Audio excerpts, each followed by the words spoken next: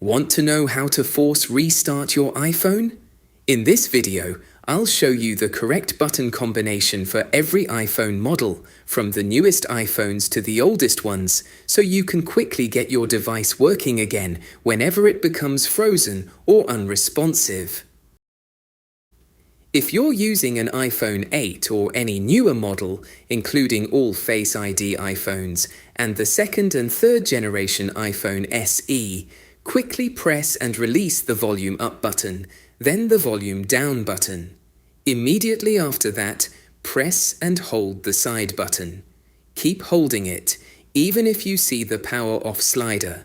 Don't let go until you see the Apple logo, then release the button and wait for your iPhone to start normally.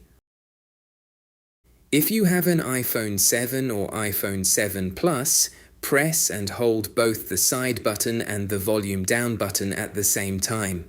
Continue holding both buttons until the Apple logo appears, then release them.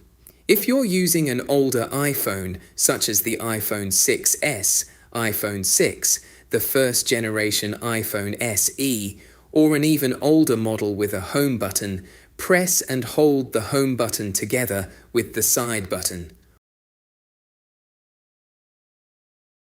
If your iPhone has a top button instead of a side button, use the top button and the home button together. Keep holding until the Apple logo appears, then let go. Knowing how to force restart your iPhone is useful because it can quickly fix a frozen screen, an unresponsive touchscreen, apps that completely lock up your device, or an iPhone that's stuck during startup, all without deleting any of your data.